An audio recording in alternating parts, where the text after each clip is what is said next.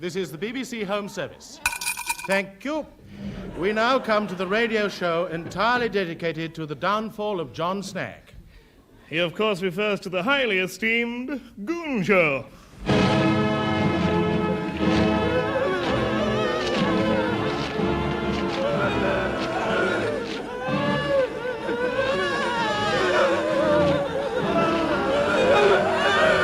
Stop! Time for laughs later. But now to business. Mr. Greenslade, come over here.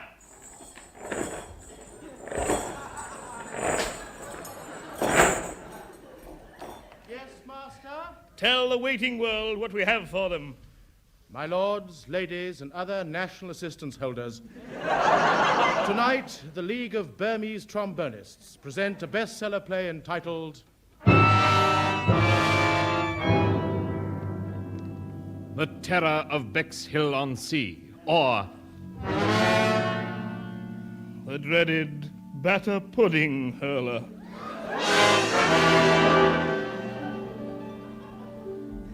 The English Channel, 1941. Across the silent strip of green-grey water, in England, coastal towns were deserted, except for people.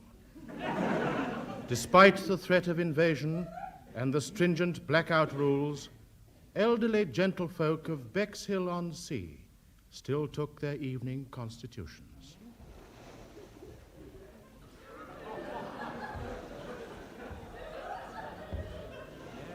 Dear. It's quite windy on these cliffs, Minnie. Yes. What a nice summer evening. A typical English evening. Yes, the rain is lovely and warm. Minnie, Yes? I think I'll take one of my sou'westers off. You devil, you. Here, Minnie, hold my elephant gun. Oh, dear. I don't know what you brought it for. You can't shoot elephants in England, you know. Why not? They're out of season. Oh. Does this mean we shall have to have pelican for dinner again? I fear so. Oh. I fear so. Then I'll risk it. I'll shoot an elephant out of season. You can't shoot an elephant out of season. Can, Minnie? Elephants mustn't be. Listeners who are listening will, of course, realize that Minnie and Henry are talking rubbish. As erudite people will realize, there are no elephants in Sussex. They're only found in Kent, north of a line drawn between 2 points, thus making it the shortest distance. Thank you. Well. If that's how it is, I can't shoot any. Come, Henry. We'd better be getting home. I don't want to be caught on the beaches if there's an invasion. Neither do I, Minnie. I'm wearing a dirty shirt and I don't... Oh. Oh. Minnie? Yeah. What? Minnie, did you hear a gas oven door slam just then?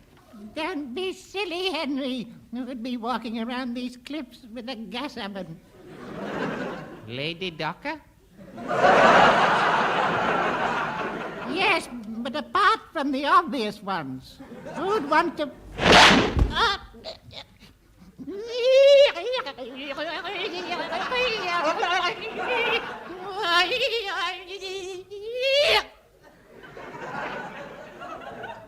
No, I've never heard of him. Help, Henry. I've been struck down from behind, buddy. Help. No! Oh, dear. Poor Minnie. Help. Police! English police! Law guardians! Not too loud, Henry. They'll hear you. Police of the law! Can I help you, son? Are you a policeman? No, I'm a constable. Oh. What is the difference? And they're spelt differently. Help me, differently spelled constable. Oh, what's happened to this dear old silver-bearded lady? She was struck down from behind. And not a moment too soon. Congratulations, sir. I didn't do it. Coward, hand back your OBE. Now, Tell me, who did this felonious deed? What's happened to her? It is much too dark to see. Yes. Strike a light. Not allowed in blackout. Strike a dark light. No, madam. Madam, we daren't. Why, only 28 miles across the channel. The Germans are watching this coast. Don't you be a silly pilly policeman. Bravo, Henry. Bravo. Bittle-poo. Poo. They can't see a little match being struck. Oh, all right.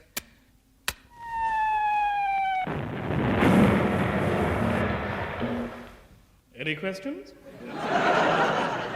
Yes, where are my legs? Where am I? Now are you aware of the danger from German long-range guns? I have it. I've got it. I've got the answer. Just by chance, I happen to have on me a box of German matches. Wonderful! Strike one. They won't dare fire at their own matches. Of course not. Now. Yes! The British! The British! We tried using a candle, but it wasn't very bright and we daren't light it. So we waited for dawn. And there, in the light of the morning sun, we saw what had struck Miss Bannister. It was a batter pudding. It's still warm, Minnie. Oh, thank heaven. I hate cold batter pudding. Come, dear little Minnie. I'll take you home with me, Minnie. I'll give you a hot bath, rub you down with the anti-vapor rub, put a plaster on your back, give your little feet a mustard bath, and then put you to bed. Do you know this woman? Devilish man! Naughty man.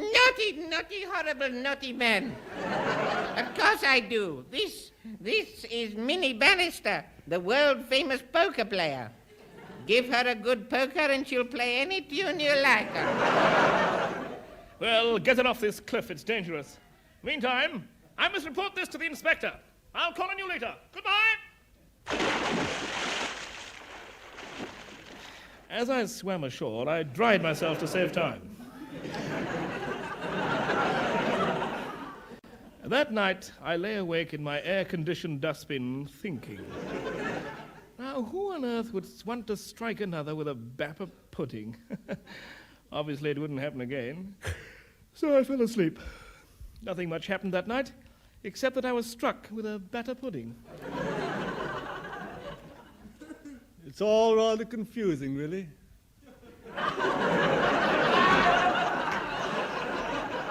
In the months to come, 38 batter puddings were hurled at Miss Bannister. A madman was at large. Scotland Yard was called in.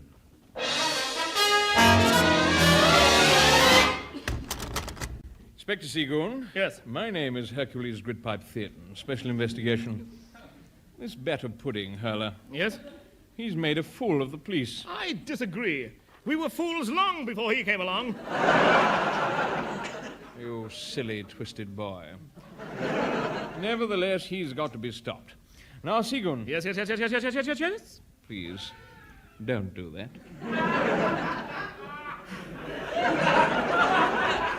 Now, these batter puddings, they were obviously thrown by hand. Not necessarily. Some people are pretty clever with their feet. For instance, Tom Cringingnut. who's he? He's a man who's pretty clever with his feet. What's his name? Jim Flatcrock. Sergeant Throat? Yes. Make a note of that. Right, anything else, sir? Yes.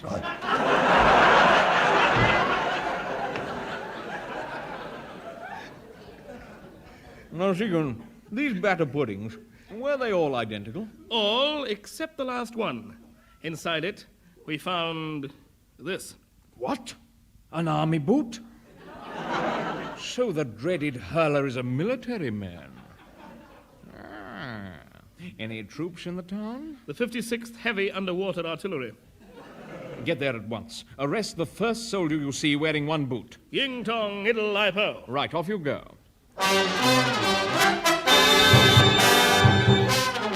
Ah! Oh! How dare you come here to my HQ with such a I ridiculous... tell you, Major Bloodlock, I must ask you to parade your men. Why? I'm looking for a criminal. You find your own. It took me years to get this lot. Oh. Oh. I surrender, dear. Ying tong idle po. Very well, then. Bugle Max Galdry, sound fall in the hard way.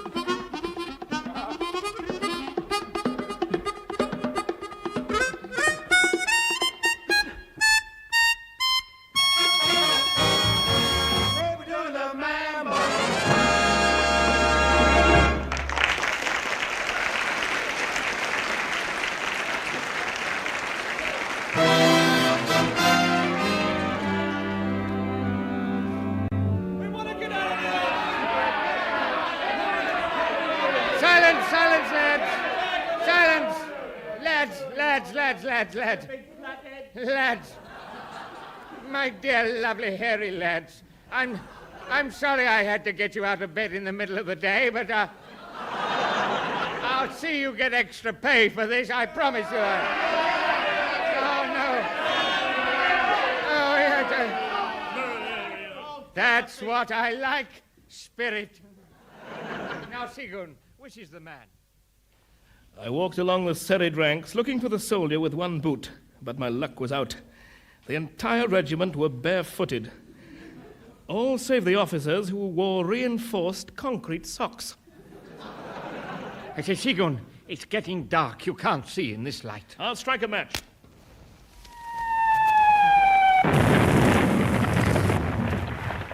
Curse, I forgot about the Germans.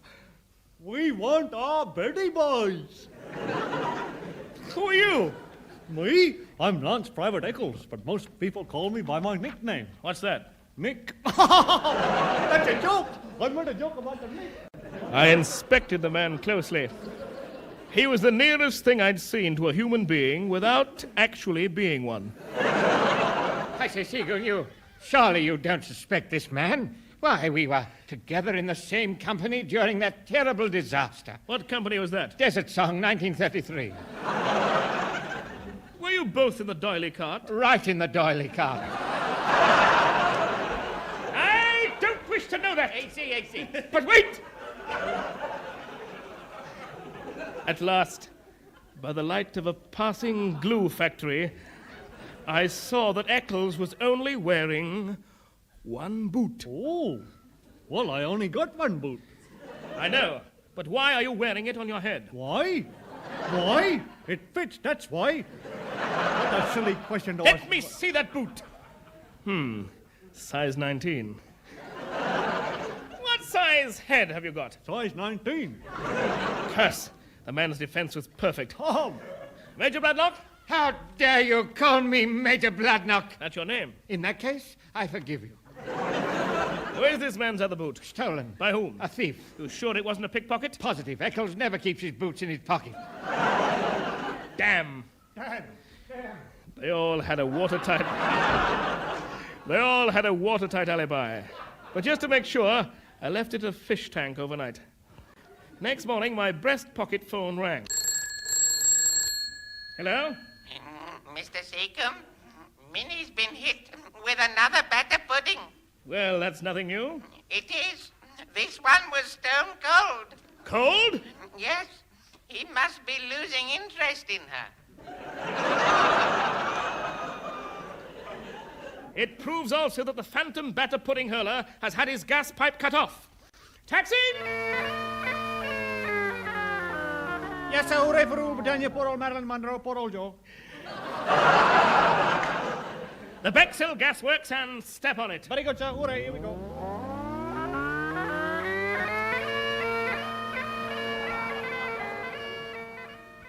Listeners may be puzzled by a taxi sounding like bagpipes. The truth is, it is all part of the BBC New Economy campaign. They have discovered that it is cheaper to travel by bagpipes. And not only are they more musical, but they come in a wide variety of colors. See your local bagpipe officer and ask for particulars. You won't be disappointed. It's all rather confusing, really. Meantime, Neddy Seagoon had arrived at the Bexhill Gas and Coke Works. Blimey. Anyone about? Yes, but you don't talk to me. Good. Yeah. I'd like a list of people who haven't paid their gas bills. You don't have a Thank you. Now, here's a good list. I'll try this number. I think we've got him this time. Hello? 10 Downing Street here. I'm terribly sorry. No, it couldn't be him. Who would he want to throw a batter pudding at? Hello, police here? This is Mr. Ratley. Someone's just thrown a batter pudding at me.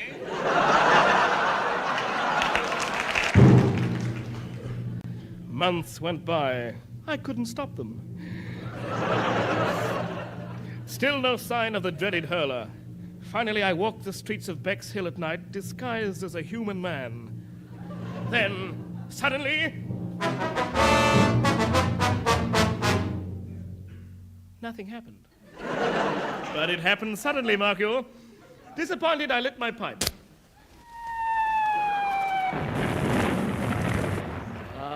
Curse those Germans. Oh, pardon me, my friend. I turned to see the speaker. He was a tall man wearing sensible feet and a head to match.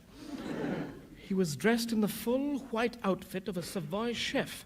Around his waist were tied several thousand cooking instruments, and behind him he pulled a portable gas stove from which issued forth the smell of batter pudding. Could I borrow a match?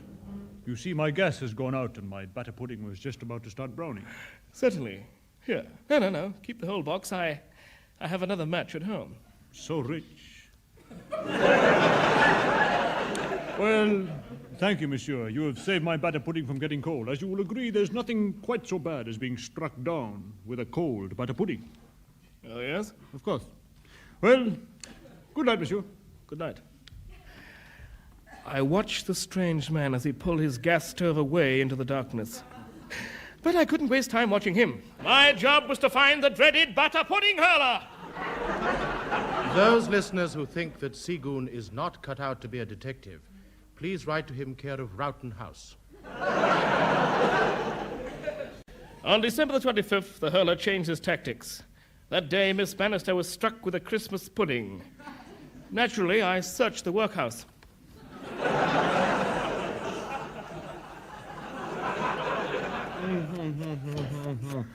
Seagoon, the hurler is abroad. What's that, sir? A Miss Bannister has just received this letter. It was postmarked Africa, and inside was a portion of batter pudding. Yes, he hasn't forgotten me, buddy. So he's in Africa. Now we've got him cornered. I must leave at once. Where is my power-packed giant assistant? Blue bottle! Yay! I heard you call me my captain. I heard my captain called me. Waits for audience applause, not a sausage. Puts on I don't care expression as done by Narin Bevan at Blackpool Conservative rally. Blue Bottle, you and I are going to Africa. Goody, goody. Can we take sandwiches? Only for food. Any questions? No. I can't answer that, can you? No. Ignorant swine. Got that down, Sergeant Throat? Yes. Good. Yes. Right, we catch the very next troop convoy to Algiers. And who better to drive us out of the country than Ray Ellington and his quartet?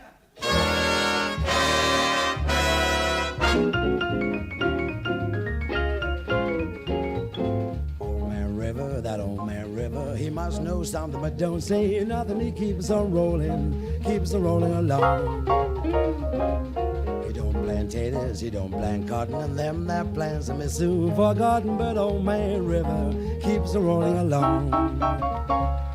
You and me, we sweat and strain, body or leg in a wreck with pain. Tote that barge, lift that bale, gets a little drunk and you lands in jail. I gets weary and sick of trying, tired of living and feared of dying. But old man River keeps rolling along.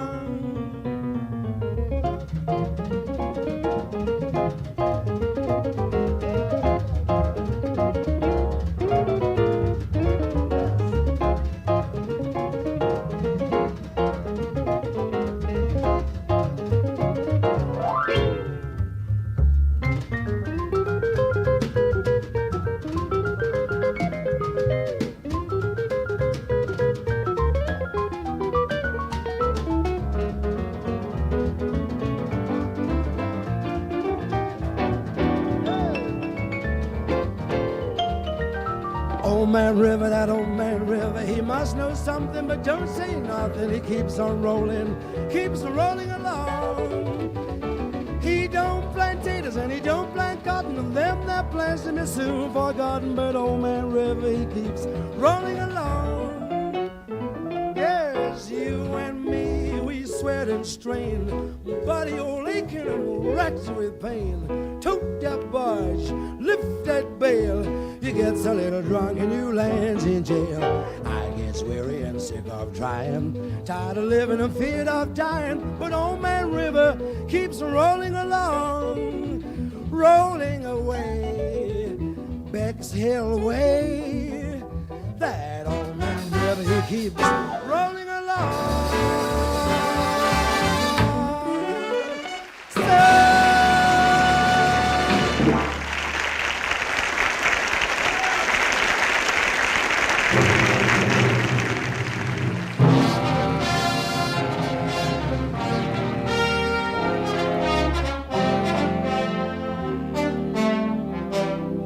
And now, Seagoon and Blue Bottle traveled by sea. To avoid detection by enemy U-boats, they spoke German throughout the voyage, heavily disguised as Spaniards.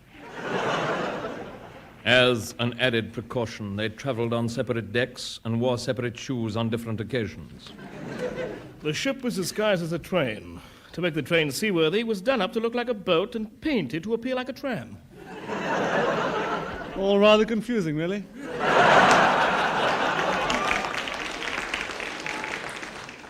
Also on board were Major Bloodlock and his regiment. When we were 10 miles from Algiers, we heard a dreaded cry. Mine ahead! Oh, dirty big mine ahead! I say, what's happening here? Why are all these naughty men cowering down on the deck, the cowards? There's a mine ahead. Mine?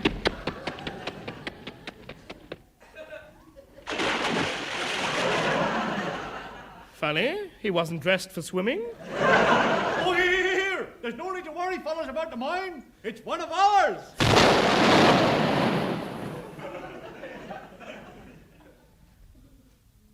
Oh.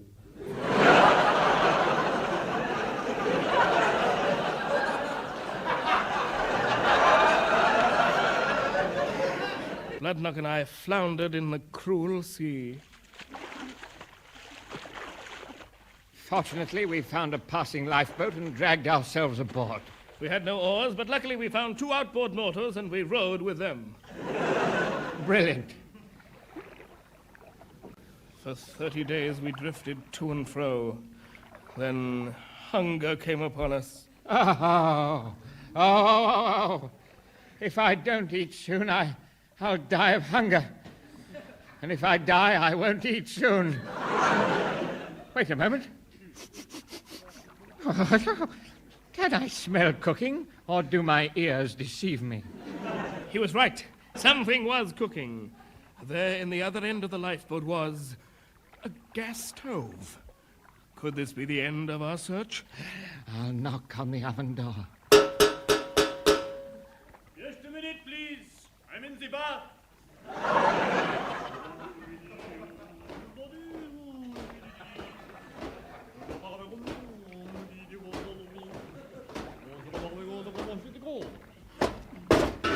Hello. Good morning. You? Yes. Remember Bexhill? I lent you the matches. You don't want them back? Don't move. I arrest you as the dreaded batter pudding hurler. Sacre bleu. Hands up, you devil. Don't move. This finger is loaded. If you kill me, I promise you, you'll never take me alive.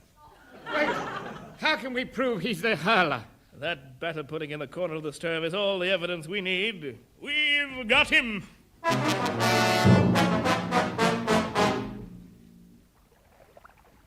But it wasn't so easy. 40 days they drifted in an open boat.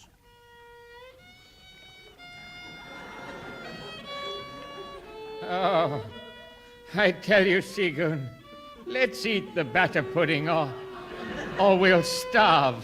No. You hear me? No. That's the only evidence we've got. Though I must admit this hunger does give one an appetite. We must eat it or die. Never. Very well, then. I shall stop playing my violin. And that, we fear, is the end of our story, except, of course, for the end. We invite listeners to submit what they think should be the classic ending. Should Seagoon eat the batter pudding and live, or leave it and in the cause of justice die? Send your suggestions on a piece of batter pudding. Meantime, for those of you cretins who would like a happy ending, here it is.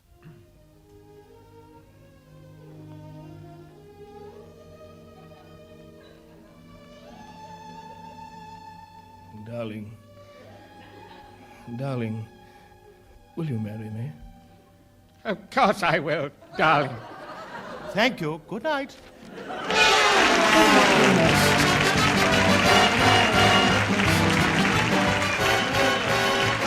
That was The Goon Show, a recorded program featuring Peter Sellers, Harry Secombe and Spike Milligan, with the Railington Quartet and Max Geldray. The orchestra was conducted by Wally Stott, script by Spike Milligan, announcer Wallace Greenslade, the program produced by Peter Eaton.